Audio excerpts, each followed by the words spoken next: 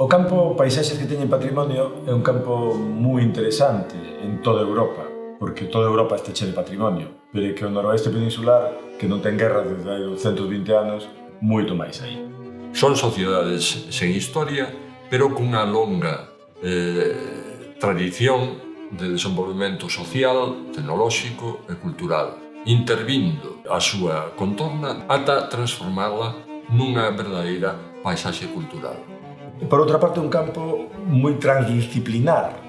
Implica historiadores de arte, historiadores, antropólogos, xeógrafos, enxeñeiros, e, polo tanto, hai que construir axendas que sexan útiles para identificar, para entender que é o que hai que conservar, que é o que hai que atender.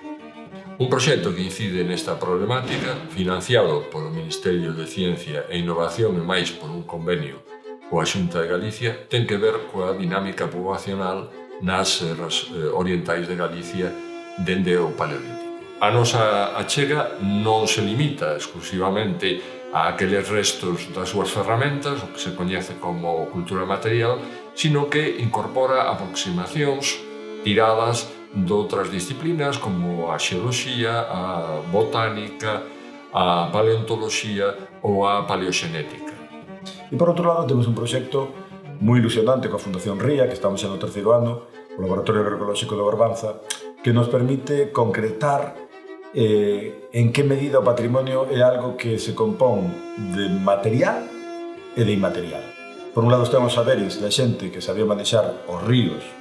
e sabía como guardar a auga e establecer as regas, pero a vez tamén están os restos do traballo en pedra absolutamente exquisitos para facer todo eso.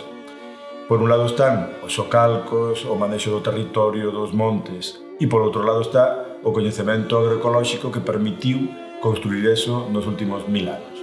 Todo eso dá unha riqueza que ten que ver coa identidade, que ten que ver co coñecemento, que ten que ver co material, que ten que ver co inmaterial e ten que ver co que temos que actuar para preservar en términos de resiliencia, que ainda existe, pero tamén en términos de desenvolvementos futuros.